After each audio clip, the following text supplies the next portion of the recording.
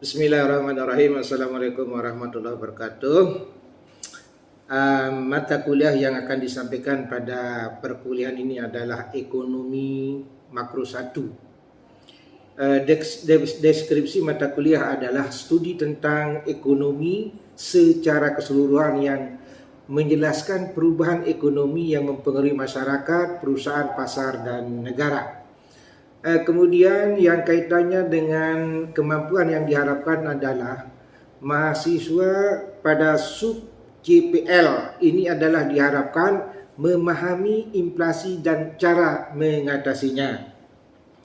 Materi yang akan disampaikan pada CPL ini yang terdiri dari 3 sub CPL, yaitu kebijakan mengatasi inflasi, sejarah inflasi di Indonesia. Kemudian yang ketiga adalah mengendalikan inflasi antara BI dan pemerintah. Sistem perkuliahan adalah tatap muka. Metode pembelajaran yang diterapkan adalah ceramah, brainstorming, dan diskusi.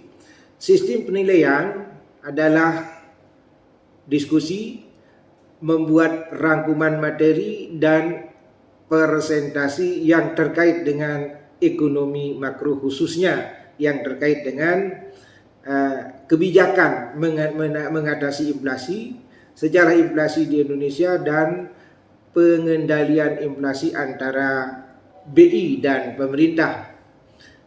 Kriteria penilaian yang akan diterapkan adalah aktif dalam diskusi, kemudian kerjasama antar kelompok, dan menyusun rangkuman proses pembelajaran. Level penilaian adalah C, yaitu bagaimana pada hasil pembelajaran ini nanti mahasiswa mampu diharapkan menerapkan, terutama dalam kaitannya dengan hal-hal yang dapat menimbulkan inflasi seperti penjelasan-penjelasan yang diberikan pada perkuliahan ini.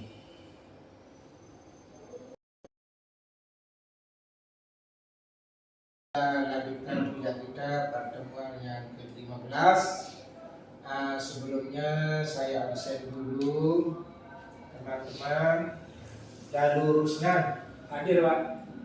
Saprudin Hadir. Darmawan Hadir. Leopa Agustina Hadir, Pak. Dalu Muhammad Furqon. Hadir. Ya, semua ya, memang jumlahnya adalah 5 orang. Hadir. Selanjutnya kita lanjutkan dengan sub CPL pada minggu yang lalu, dan ini pertemuan kita yang ke-15. Yang akan kita bahas pada kuliah ini adalah lanjutan dari pertemuan yang lalu. Saya coba review dulu. Pada pertemuan yang lalu kita sudah membahas tentang penyebab terjadinya inflasi, ya. Kira-kira coba apa secara umum yang menyebabkan terjadinya inflasi? Kalau Anda ingat, jadi inflasi itu kira-kira disebabkan atau secara umum adalah permintaan lebih besar daripada jumlah barang dan jasa yang ada. Nah, oke, kita lanjutkan sekarang tentang yang pertama adalah kebijakan mengatasi inflasi, sejarah inflasi di Indonesia, dan pengendalian inflasi antara BI dan pemerintah. Nah, jadi yang 3 hal ini adalah sangat perlu karena inflasi ini akan sangat-sangat menyengsarakan masyarakat kalau terjadi, terutama masyarakat berpenghasilan rendah, atau dengan kata lain pegawai rendah. Karena kalau inflasi terjadi, gajinya ini akan tidak ikut naik, kan begitu? Nah, makanya kita semua ini harus bekerja bagaimana inflasi ini jangan sampai terjadi. Kemudian kita lihat dulu kebijakan mengatasi inflasi itu. Pertama adalah kebijakan moneter. Nah ini yang kebijakan moneter ini yang diatur oleh peraturan perundang-undang, di mana ini kebijakan moneter ini adalah merupakan kebijakan bank sentral, ya. Dalam hal ini adalah BI. Pertama, kebijakan moneter ini adalah bagaimana politik diskonto. Yang kedua, politik pasar terbuka. Dan yang ketiga adalah cash ratio. Nah, kita lihat satu persatu. Mengapa politik diskonto? Kira-kira ada yang enggak? Bisa. Karena di antara teman-teman ini ada pakai bank ini. Ini dua pakai bank, ini tiga malah ini, ya. Apa kira-kira? Kenapa kok di dalam kebijakan moneter ini kok politik diskonto, ya, untuk menekan bagaimana inflasi tidak terjadi? Nah, kita pahami kalau politik diskonto ini kan bunganya di depan, ya kan begitu. Nah, jadi bagaimana kalau pemerintah dalam ini bank sentral menekan inflasi itu dengan politik diskonto ini, maka dengan menaikkan bunga diskonto, maka semangat orang untuk menabung menjadi lebih besar. Ya enggak? Akibatnya uang ini kan ngumpul di bank, yang beredar jadi sedikit. Kira-kira kan begitu. Nah, jadi pertama politik diskonto. Ini untuk menarik uang yang beredar di masyarakat supaya uang yang beredar ini tidak banyak. Artinya bunga diskonto dinaikkan. Yang berikut adalah politik yang disebut ini politik pasar terbuka. Nah, politik pasar terbuka ini adalah dilaksanakan oleh BI dengan menjual sertifikat Bank Indonesia. Nah, ini tentu menjual sertifikat Bank Indonesia ini artinya untuk menarik juga para modal, ya, untuk menaruh uangnya di bank, sehingga uang ini juga tidak banyak beredar. Nah, kemudian yang ketiga cash ratio. Nah, ini cash ratio ini yang paling cash ratio ini adalah bagaimana cash ratio ini adalah supaya kalau kita lihat dalam satu perusahaan, ya, cash ratio ini kemampuan orang, bagaimana orang punya kemampuan atau perusahaan itu punya kemampuan untuk membayar utang. Ini ukur nih. Ya, ukurannya begitu. Jadi cash ratio ini harus lebih dari 1, ya. Harus lebih dari 1, supaya apa?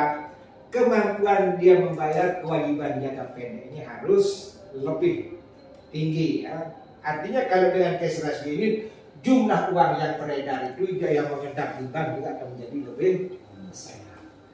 Intinya dalam politik dalam kebijakan moneter ini adalah bagaimana bank menarik uang itu dari masyarakat.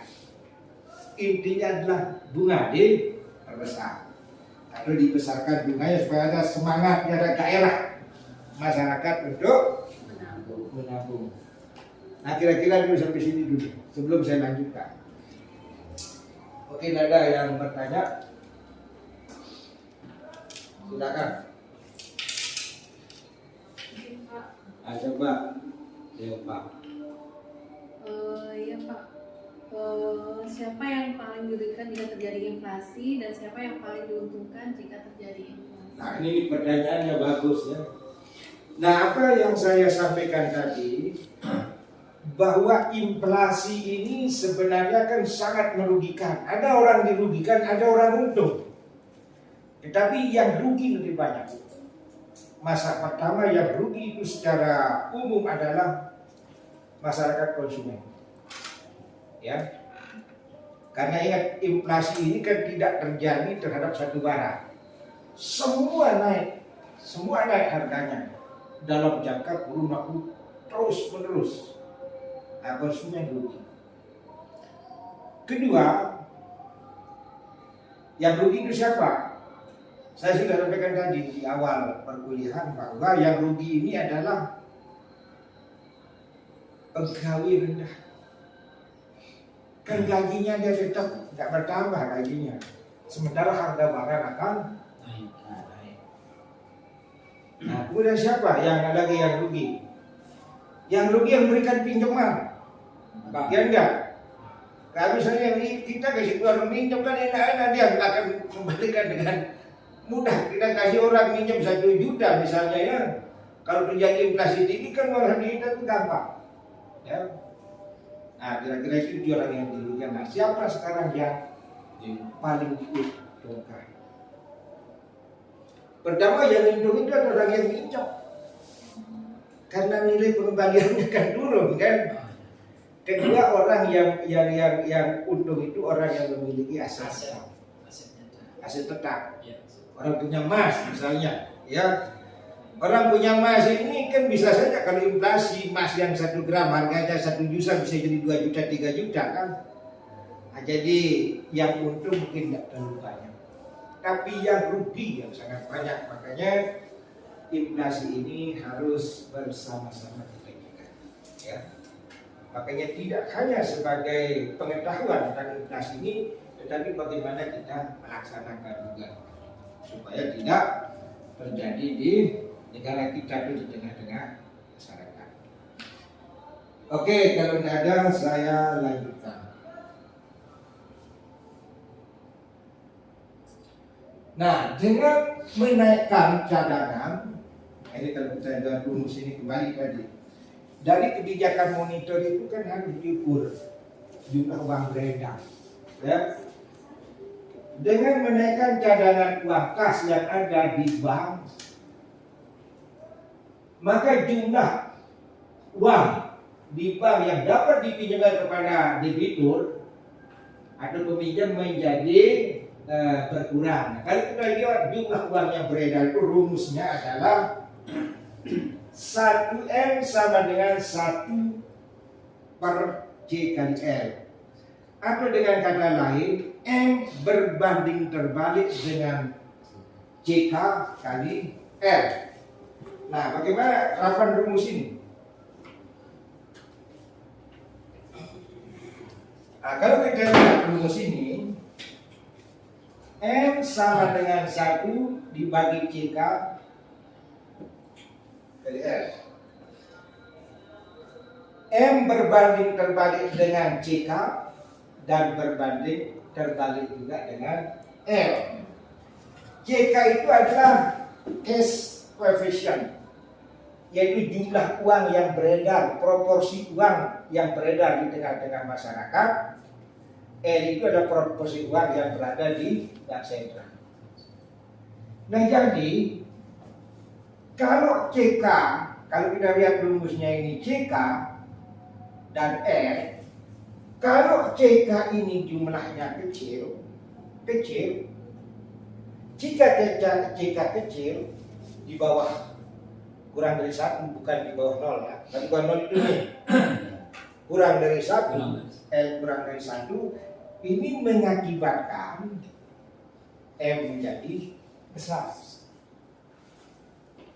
Nah, ada hubungannya ini juga dengan monetary base, ya. Monetary base itu adalah uang dasar yang digunakan oleh bank sentral. Nah, jadi misalnya begini. Bagaimana kalau saya kasih contoh aja sederhana ya. Kalau coefficient, cash coefficient atau proporsi uang yang beredar di tengah masyarakat itu katakan 20%.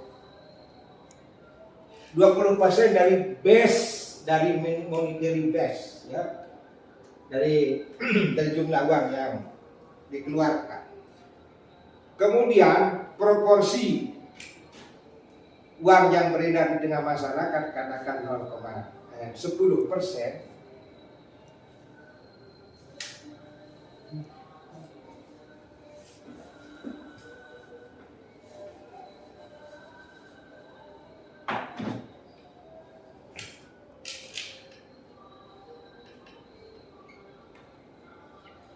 Maka M ini sama dengan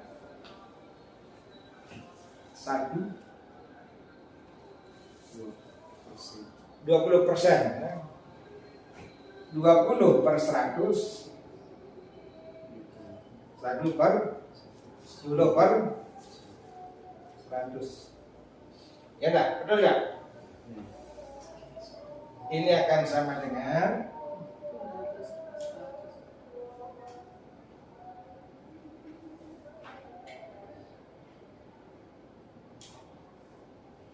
berapa ini?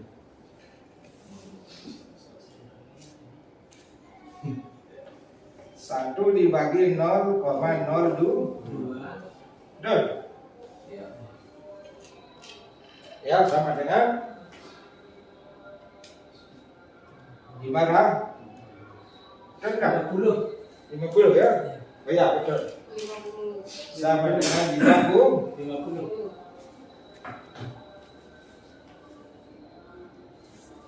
Sama dengan 50. Bagaimana kalau besarnya M ini artinya besarnya M ini adalah 50 ya.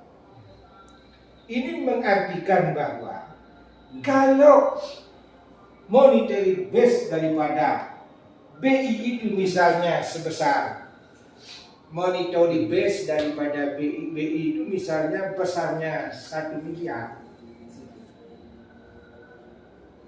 atau saya kasih 100 M ya, 100 miliar.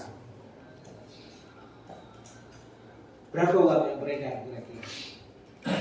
Maka jumlah uang yang beredar itu adalah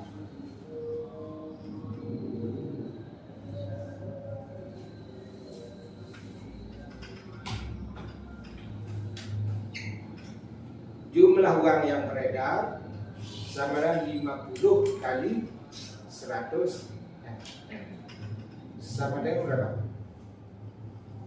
5 triliun. Nah, jadi kalau menggunakan tadi cash rasio, maka jumlahnya yang mana harus besar? Proporsi uang yang berada di bank sentral harus besar. Proporsi uang yang berada di tengah masyarakat harus kecil. Ya, saya lanjut ke kebijakan fiskal. Kalau kebijakan moneter itu kan dari suku bunga, ya. Kalau kebijakan fiskal, nilai lagi kebijakan-kebijakan yang dilakukan oleh baik pemerintah pusat, provinsi maupun pemerintah kabupaten dalam menggunakan APBD. Ini kebijakan fiskal namanya. Jadi pengurangan pengeluaran pemerintah atau government expenditure baik untuk belanja rutin maupun belanja pembangunan yang tidak mendorong pertumbuhan. Ya. Jadi belanja daerah itu bagaimana yang bisa mendorong pertumbuhan ekonomi yang inklusif. Jadi jangan kebanyakan nanti di perkantoran ini. Ya kalau ATK masih mending, perjalanan dinas yang numpuk, ini tidak mendorong pertumbuhan. Nah, jadi pembangunan infrastruktur, pokoknya penggunaan dana pemerintah dan APBD itu yang sifatnya tadi berkontribusi pada pertumbuhan ekonomi. Ya. Kemudian apa lagi yang dilakukan oleh pemerintah? Tapi ini menaikkan pajak dan menaikkan pajak akan mengakibatkan penerimaan uang masyarakat berkurang ya. Jadi pajak dan retribusi. Kenapa pajak dan retribusi? Karena dengan membayar pajak penerimaan uang di masyarakat kan bisa ditarik pajak dan retribusi. Tetapi yang paling penting adalah belanja APBD ini adalah harus tadi bisa mendorong pertumbuhan atau baik belanja yang bersifat produktif. Membangun jalan, tetapi jangan bangun jalan sekedar jalan tapi tidak ada manfaat. Membangun gedung kantor tidak dipakai, ini juga kan tidak akan berkontribusi terhadap pertumbuhan dan ini bisa juga menyebabkan tingkat inflasi akan naik. Nah, kita lanjutkan kebijakan non moneter. Nah, ini menaikkan hasil produksi, ya, makanya pemerintah ini akan mendorong ya, ada dinas pertanian, dinas perkebunan, dinas perikanan, diberikan penyuluhan supaya penyediaan barang dan jasa ini semakin banyak. Karena penyebabnya tadi adanya kalau agregat supply lebih kecil, agregat demand lebih besar, inflasi terbuka, ya. Jadi bagaimana mendorong produksi ini supaya lebih lancar dan lebih banyak.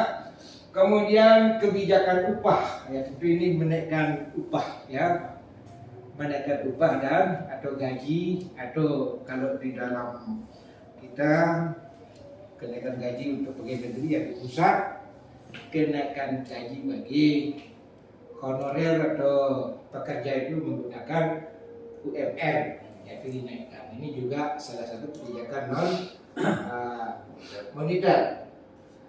Kemudian pemasaran harga dan distribusi barang, ini yang paling penting. Ya, kalau barang ini beredarnya tidak diawasi, orang nimbun barang, terjadi kelangkaan barang, ini juga menimbulkan inflasi. Nah, selanjutnya, nah ini kita yang bagian sub CPR yang berikut adalah sejarah inflasi di Indonesia. Nah, ini cermin dari apa yang kita bahas tadi. Indonesia pernah terjadi inflasi pada tahun 1966, 635,5%. Dagangnya duit di situ. Apa penyebabnya? Karena belanja pemerintah di saat itu banyak belanja yang tidak produktif. Kita perang dengan Malaysia, keluar dari PBB, dipersulit sama IMF. Nah, itu namanya. Makanya belanja ini harus produktif. Kalau tidak produktif, nanti belanja ini, output dari belanja ini tidak berproduksi. Ya uang banyak, yang dibelanja membeli apa? Ini juga akan menurunkan harga uang. Nah, itu yang disebut inflasi tadi. Lalu setelah inflasi di tahun 1966, ya, itu 7,5%. Nah, ini pada zaman reformasi ini, di mana ini seluruh ASEAN juga ini terjadi seperti itu. Ya. Saya lanjut yang bahasan yang terakhir adalah pengendalian inflasi antar BI dan pemerintah. Nah, ini makanya bagaimana mengendalikan inflasi ini tidak hanya kita adakan pemerintah, semua kita harus. Karena jika terjadi inflasi semua dampak. Nah, oleh sebab itu pemerintah ada namanya TPI, tim pengendali inflasi. Ini yang berada di pusat, kalau di daerah namanya TPID, tim pengendali inflasi daerah. Ini yang jadi ketuanya adalah bupati. Apa bentuknya? Nah, ini berkoordinasi. Kalau kita lihat, ya, bentuk koordinasinya seperti ini. Jadi ada TPI, ini kementerian dengan Bank Indonesia. Kemudian di tiap-tiap kabupaten seluruh Indonesia, karena ada BI, ya, ada Bank Indonesia provinsi itu ada, ya, berkoordinasi dengan seluruh kabupaten kota yang ada di masing-masing provinsi.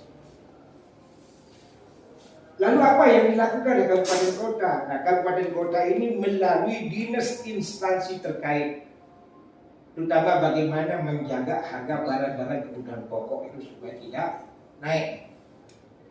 Ada namanya KWT dari kabupaten, kelompok wanita tani. Nah, itu yang didorong. Punya kelompok yang mungkin pernah dengar, nanam sayur, nanam cabai, ya, punya di rumahnya, ya. Tanam cabai, sayur, macam-macam. Itu artinya supaya tidak terjadi kelangkaan cabai juga, tidak terjadi kelangkaan bahan-bahan pokok. Nah, makanya ada tim pengendali inflasi daerah itu dulu.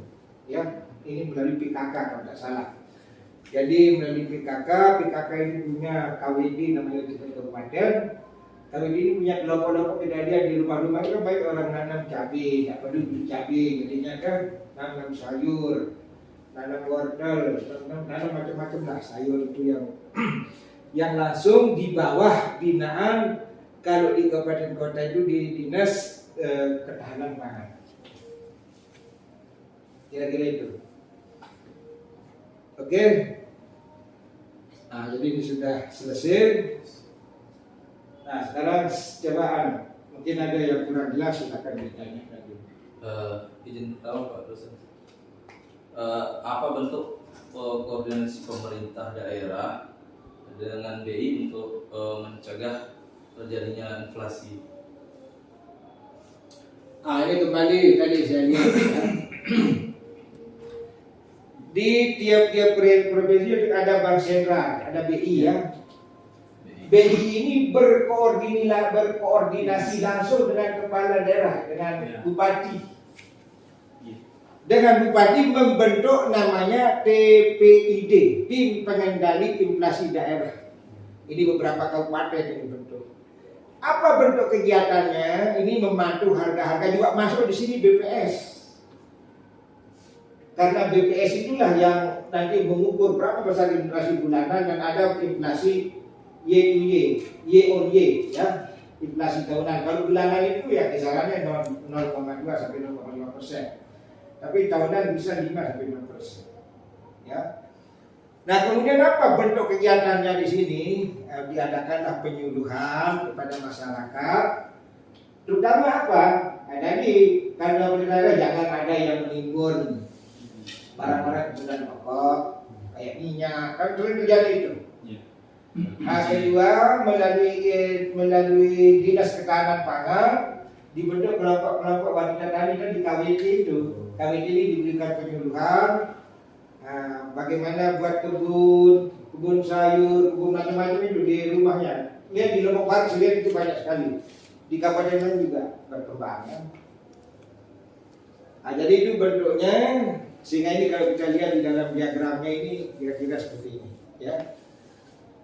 Jadi BI itu turun langsung ke kabupaten dan langsung ikut membina juga TPID, Tim Pengendali Inflasi Daerah. Izin bertanya, kalau bentuk kerjasama koordinasi dengan perusahaan-perusahaan untuk mencegah terjadinya inflasi ini dalam bentuk apa ya? Dengan perusahaan-perusahaan Penimbunan barang. termasuk penimbunan barang. Jangan nimbun barang, kalau minyaknya ditimbun dan ribut kita. Jadi bisa, pokoknya dalam perusahaan kebutuhan pokok ini jangan ditimbun, disembunyikan. Ya, makanya kan itu ada undang-undangnya itu, pidana itu, ya. Karena kalau menimbun, menyembunyikan itu juga akan bisa terutama kebutuhan pokok ini. Karena BPS itu kan mengukur inflasi ini dari kebutuhan pokok, barang, jasa, ya termasuk juga bahan bakar ya. Kebutuhan pokok itu misalnya apa? Beras. Ada orang nimbun beras, nimbun minyak, nimbun gula, kan habis.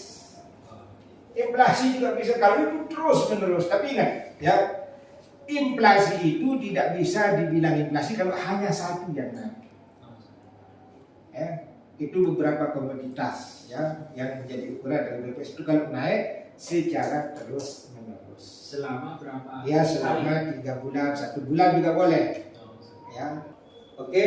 Kalau tidak ada kita akhiri tugas daripada teman-teman. Sekarang adalah coba nanti buat ya, dibuat nanti kumpulkan coba berapa besar daripada inflasi di Nusa Tenggara Barat ini selama 5 tahun terakhir. Itu satu. Kedua, tahun berapa dia paling besar? Dan coba dicek apa penyebabnya dia paling besar inflasi ini. Apakah memang karena upah, komoditi, atau apa? Nah, silakan nanti sebelum puas ini sebagai tugas boleh harus dikumpulkan ya sebagai nilai tambahan termasuk gizi-gizi ya. Terima kasih, mungkin kuliah kita pada sore hari ini kita akhiri sampai sini. Wassalamualaikum warahmatullahi wabarakatuh. Waalaikumsalam warahmatullahi wabarakatuh.